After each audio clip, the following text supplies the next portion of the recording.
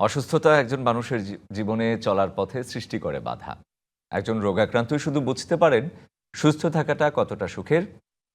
শারীরিক বা মানসিকভাবে সম্পূর্ণ সুস্থ থাকতে অনেকেই জানেন না তার কি করা উচিত। সময়, অর্থাভাব কিংবা অলসতায় নিতে পারেন না চিকিৎসকের পরামর্শ। তাই স্বাস্থ্য বিষয়ক নানা সমস্যার পরামর্শ এবং সমাধানের পথ বাতলে দিতে আমাদের সাপ্তাহিক আয়োজন স্বাস্থ্য কথা। আপনাদের সাথে আছি আমি রঞ্জন শুভ্র। প্রতি শুক্রবার এই অনুষ্ঠানে স্বাস্থ্য বিষয়ক নানা সমস্যার সমাধান দিতে স্টুডিওতে আমার সাথে থাকেন একজন বিশেষজ্ঞ চিকিৎসক। গাইনোকোলজিক্যাল টিউমার নারীর প্রজনন অঙ্গের একটি গুরুত্বপূর্ণ স্বাস্থ্য সমস্যা, যা সময় মতো শনাক্ত হলে অনেক ক্ষেত্রেই সফলভাবে চিকিৎসা সম্ভব। কোন লক্ষণগুলো অবহেলা করা উচিত নয়, কারা বেশি ঝুঁকিতে থাকেন এবং কিভাবে প্রতিরোধ ও প্রাথমিক শনাক্তকরণ সম্ভব, এসব বিষয় নিয়ে আজকের আলোচনা। স্বাস্থ্যকতার আজকের বিষয় গাইনোকোলজিক্যাল টিউমার, কারণ ও প্রতিকার।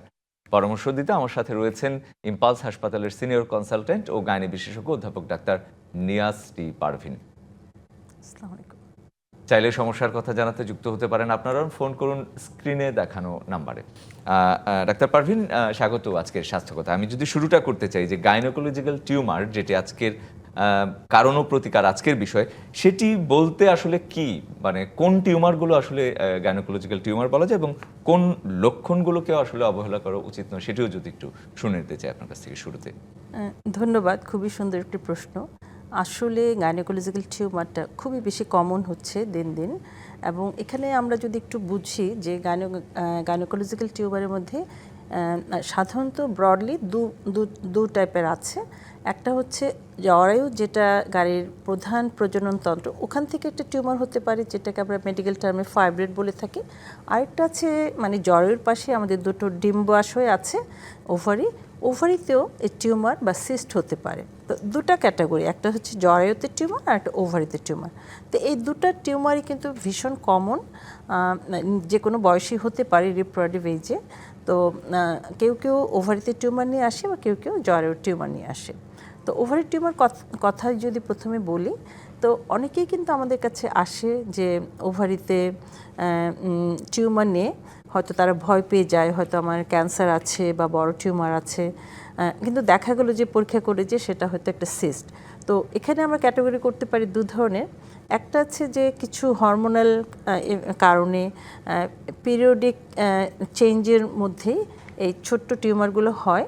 সেটা হয়তো নর্মাল ওভারি যেটা 2 to 3 সেন্টিমিটার, এটা হয়তো 5 সেন্টিমিটার ছোট হয়, এবং সেখানে কিছু ফ্লুইড জাতীয় বা ব্লাড জাতীয় কিছু জমে থাকে। এগুলো কিন্তু দেখা যায় যে একটা সময়ের পরে মানে অটোমেটিক্যালি সেগুলো রিজলভ হয়ে যায়, সেটার জন্য তেমন কোনো ট্রিটমেন্টের দরকার হয় না। কিন্তু এই টিউমারগুলো যদি আরেকটু বড় হয়, 5 সেন্টিমিটার বড় হয়, বা সেটা যদি একটু সলিড টাইপের হয়, যে সলিড আছে, তাহলে কিন্তু সেটাকে আমরা একটু প্যাথোলজিক্যাল বলি। এই প্যাথোলজিক্যাল টিউমারটা আবার দু ধরনের আছে, একটা আছে ক্যান্সারাস আর একটা আছে নন ক্যান্সারাস। তো ব্রডলি আমরা এইভাবেই মানে টিউমারগুলোকে ক্লাসিফাই করতে পারি, ওভারির টিউমারগুলোকে। এর মধ্যে আরেকটা জিনিস আপনার কাছ থেকে, আরেকটা কথা আপনার কাছ থেকে জেনে নিই, যেটি হচ্ছে যে দীর্ঘদিন ধরে আপনি চিকিৎসা করছেন, এই ধরনের রোগীর সংখ্যা কি আসলে আগের চেয়ে বেড়েছে কিনা, যদি বাড়ে সেটি কেন বাড়ছে সেটিও যদি একটু শুনি। ডেফিনেটলি বাড়ছে হচ্ছে কিছুটা লাইফস্টাইলের জন্য। এখন কিছু মানে মেয়েদের অনেক বেশি লাইফস্টাইলের জন্য দেখা যায় যে ওবেসিটি হচ্ছে। ওবেসিটির জন্য এখানে আরেকটা টিউমারের মানে ইম্পর্টেন্ট টিউমার আছে, যেটা হচ্ছে ছোট ছোট সিস্টের মতো হয়, যেটাকে আমরা জেনারেলভাবে সাধারণ জনগণ এটাকে পলিসিস্টিক ওভারি বলে থাকে। এটাও কিন্তু একটা টিউমারের মধ্যেই পড়ে। তো এটা কিন্তু লাইফস্টাইলের জন্য হয়, ওবেসিটির জন্য হয়। আরেকটা আছে যে এখন কিন্তু অ্যাওয়ারনেস অনেক বেড়েছে। আগে হয়তো দেখা যেত যে কেউ ডক্টরের কাছে যেত না, তাই না, সেগুলোকে হয়তো মানে ইগনোর করা হতো। কিন্তু এখন কিন্তু ডক্টরের কাছে যাচ্ছে, আমাদের বিভিন্ন ফ্যাসিলিটিস বেড়েছে।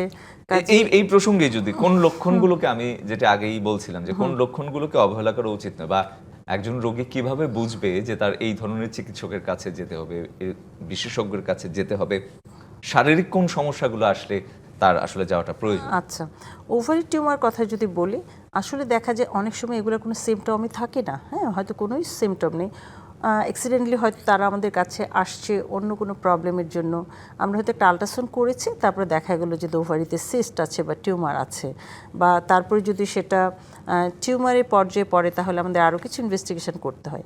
আরেকটা আছে সাধারণ দেখা যায় যে তাদের পিরিয়ডের ইরেগুলারিটিস হতে পারে। পিরিয়ডের হয়তো দেখা গেলো পিরিয়ডের সাইকেলটি ইরেগুলার হয়ে গিয়েছে। সাধারণত আরেকটা চকলেট সিস্ট জাতীয় একটা সিস্ট আছে, সেক্ষেত্রে দেখা যায় যে পিরিয়ডের সময় প্রচুর ব্যথা হয়, তারপর পিরিয়ডের পরিমাণটা বেড়ে যেতে পারে। আরেকটা হচ্ছে টিউমারটা যদি হয়তো এই টাইপের না হয়, অনেক সময় দেখা যায় যে পেটে একটা ডিসকমফোর্ট ফিল হয়, হেভিনেস ফিল হয়, বা অনেক যদি ক্যালাস পেশেন্ট থাকে দেখা যায় টিউমার এত বড় হয়ে যায় যে পেটে একটা চাকার মতো হয়ে যায়, আর পেটে সেটার জন্য ব্যথাও হতে পারে।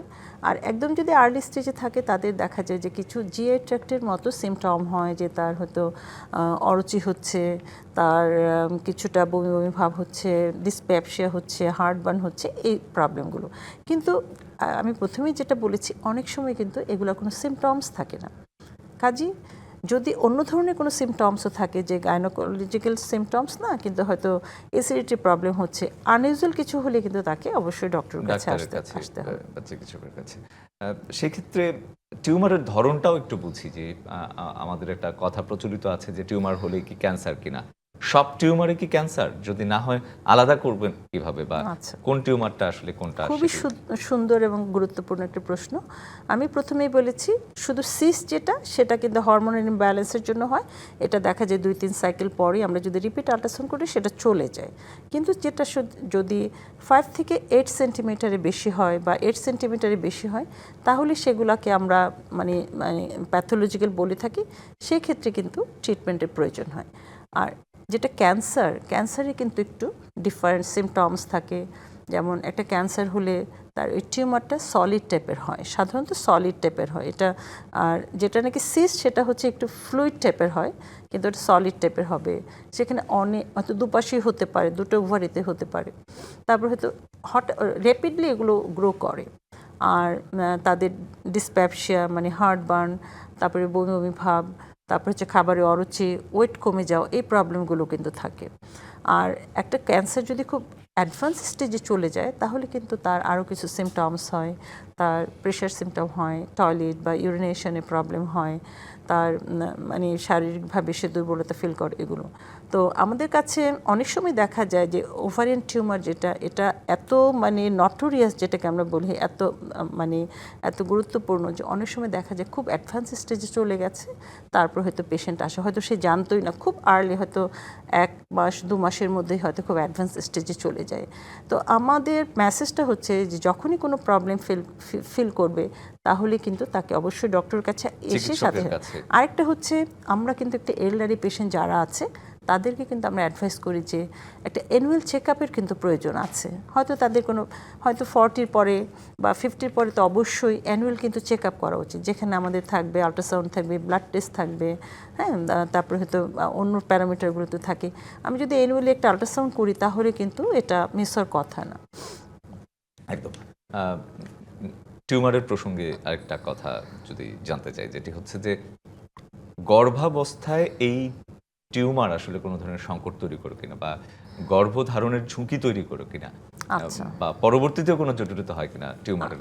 আচ্ছা, টিউমারে আমি প্রথমে বলেছিলাম যে 2 টাইপের টিউমার আছে, একটা ওভারিতে টিউমার, একটা আরেকটা হচ্ছে জরায়ুতে টিউমার। তো জরায়ু টিউমার যেটা হচ্ছে যেখানে নাকি বেবিটা গ্রো করে, বড় হয়।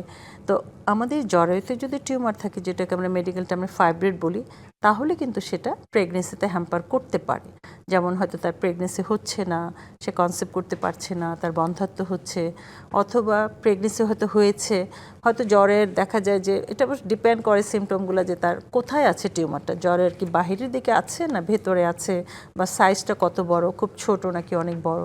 যদি অনেক বড় একটা জরায়ুতে টিউমার থাকে তাহলে কিন্তু তার প্রেগনেন্সিতে হয় না, বা প্রেগনেন্সি হলেও দেখা যায় যে আর্লিতে তার মিসক্যারেজ হয়ে যাচ্ছে, বা সময়ের আগে ডেলিভারি হয়ে যাচ্ছে, বিভিন্ন ধরনের প্রবলেম হয়। মেইনলি ওরা কিন্তু আসে এই পেশেন্টগুলো আমাদের জরায়ুর টিউমার নিয়ে, যে তাদের বন্ধ্যাত্বে ভুগছে, তাদের বন্ধ্যাত্ব হচ্ছে, তারা কনসেপ্ট করতে পারছে না। আরেকটা সিমটম হয় এই জরায়ুর টিউমারে, যে তাদের অনেক বেশি ব্লিডিং হয়, পিরিয়ডের পরিমাণটা অনেক বেশি বেড়ে যায়। তো ডেফিনেটলি এই টিউমারগুলো থাকলে তো প্রেগনেন্সি হ্যাম্পার হচ্ছেই। আর ওভারিতে টিউমার থাকলেও অনেক সময় সেটা যদি প্রেগনেন্সির সাথে থাকে তাহলে হঠাৎ করে টিউমারের কোনো কমপ্লিকেশন হতে পারে। দেখা গেলো যে টিউমার আছে, হঠাৎ করে তার টিউমারটা টুইস্ট হয়ে যেতে পারে, যেটাকে খুব আমরা টর্শন বা টুইস্টেড ওভারিয়ান টিউমার বলি। সেক্ষেত্রে তাদের অনেক সময় অপারেশন মানে ইমিডিয়েট সার্জারির হয়তো প্রয়োজন হয়। একদম পরিষ্কার থাকুন। আমার সাথে একটা বিরতির সময় হয়ে গেছে স্বাস্থ্যকথায় একটা বিরতি নিচ্ছি, সঙ্গে থাকুন। আবারও স্বাগত ডিবিসি নিউজের সাপ্তাহিক আয়োজন স্বাস্থ্যকথা। আজকে আমরা কথা বলছি গাইনোকোলজিক্যাল টিউমার, কারণ ও প্রতিকার। আর এই বিষয়ে পরামর্শ দিতে আমার সাথে রয়েছেন অধ্যাপক ডাক্তার নিয়াজটি পারভিন।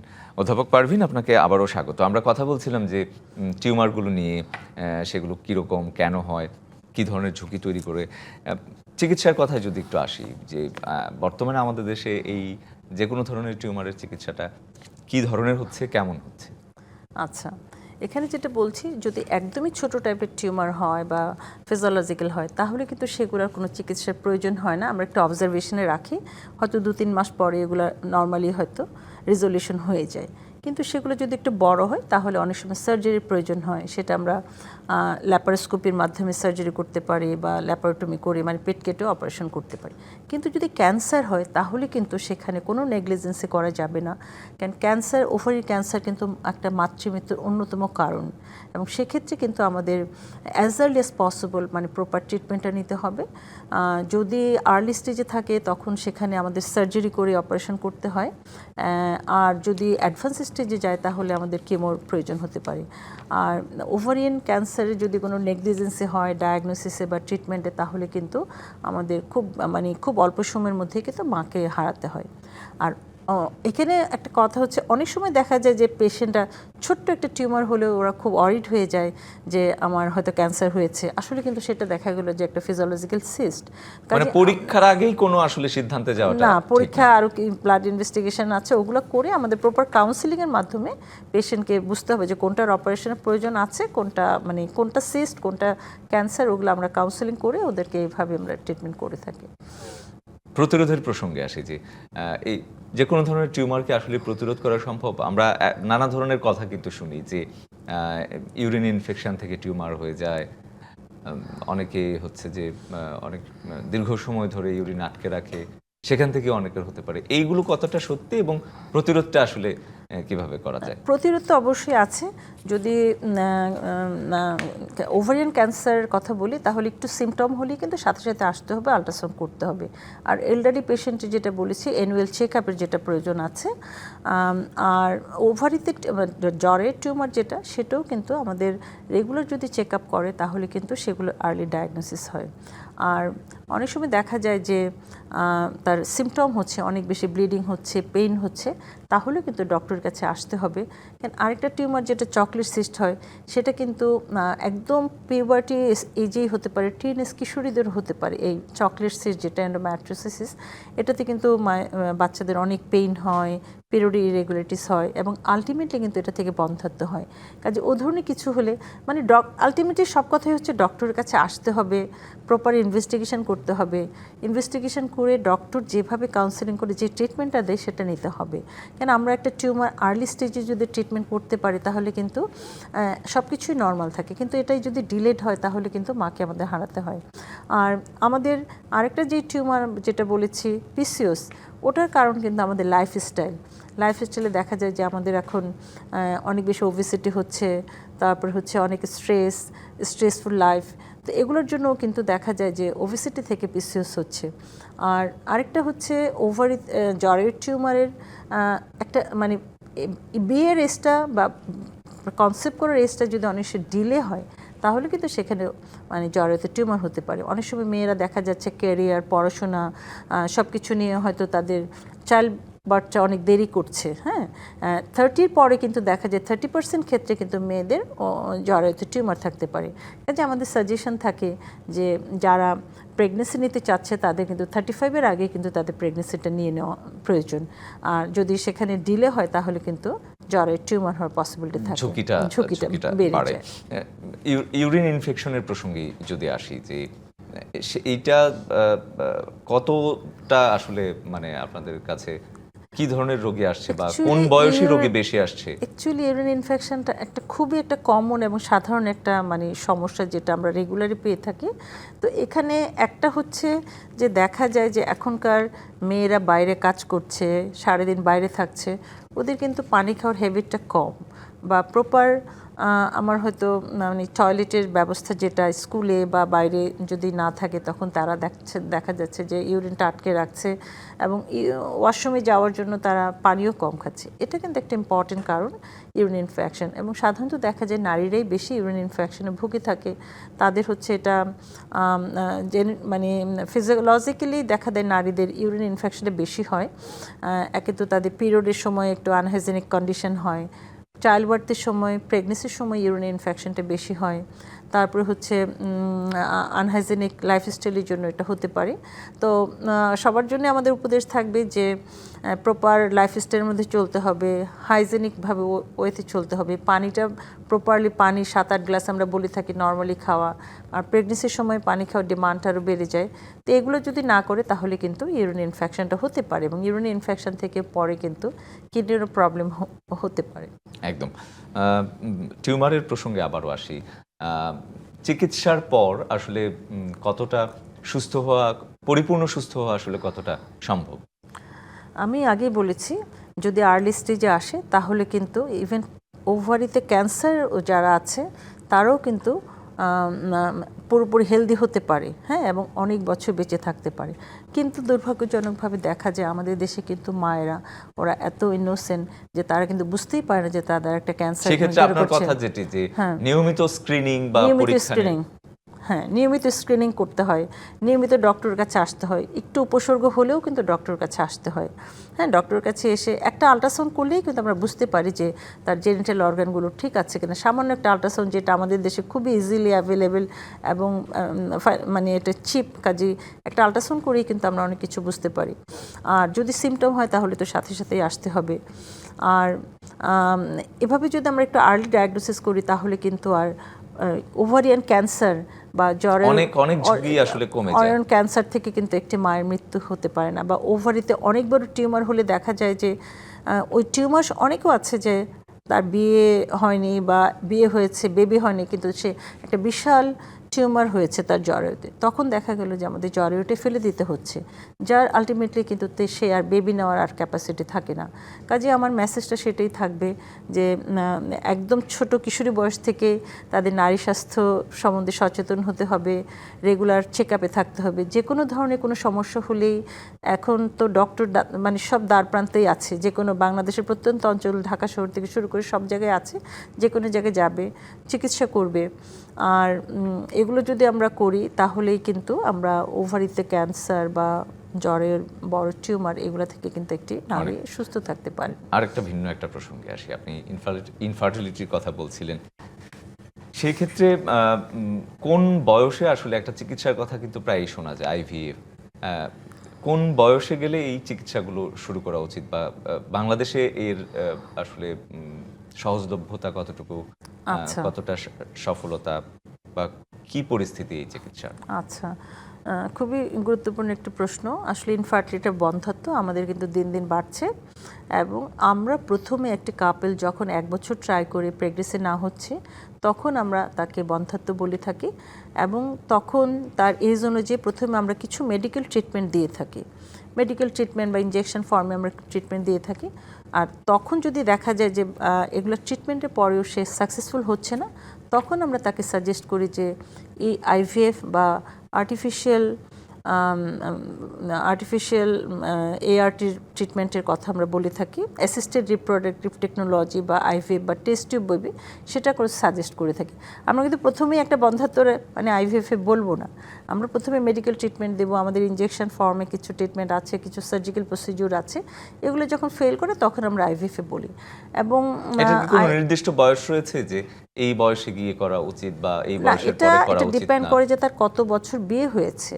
বিয়ের 1 বছর পরে আমরা ইনফার্টিলিটি বলি, তারপরে আমরা কিছুদিন হয়তো আমরা 1 বছর ট্রিটমেন্ট করেছি, সাকসেসফুল হয়নি, বা হয়তো আমরা 6 সাইকেল 12 সাইকেল আমরা ট্রিটমেন্ট দিয়েছি, ওগুলোতে সাকসেসফুল হয়নি, তখন আমরা এবং সব কিছু প্যারামিটারও দেখতে হবে যে এখানে ইনফার্টিলিটির পিছনে তার হাজবেন্ডের কোনো কারণ আছে না, ওয়াইফের যে কারণগুলো আছে যেটা হয়তো আমাদের মেডিকেল ট্রিটমেন্টে এটা কিউরেবল না, তখন আমরা বলবো যে তাকে আইভিএফ করতে হবে। আইভিএফ হচ্ছে যে হাজবেন্ডের থেকে আমরা একটা স্পার্ম নেব, ওয়াইফের থেকে আমরা ওভাম একটা কালেক্ট করব, আর্টিফিশিয়ালি ল্যাবে এটাকে ফার্টিলাইজ করা হয়, তারপরে সেই ফার্টিলাইজ ওভামটা ইউটেরাসে ট্রান্সফার করা হয়। এটাই হচ্ছে মানে আইভিএফ পদ্ধতি। একদম এবং আমাদের দেশে এটা অ্যাভেলেবেল আছে এবং অনেক সাকসেস আছে, ইন্টারন্যাশনাল লেভেলের মতো আমাদের সাকসেস অসংখ্য আছে। ধন্যবাদ ডাক্তার পারভিন আমাদের সাথে যুক্ত হয়ে আজকে সময় দেওয়ার জন্য স্বাস্থ্য কথায়। ধন্যবাদ সবাইকে। এই ছিল ডিবিসি নিউজের সাপ্তাহিক আয়োজন স্বাস্থ্য কথায়, সঙ্গেই থাকুন।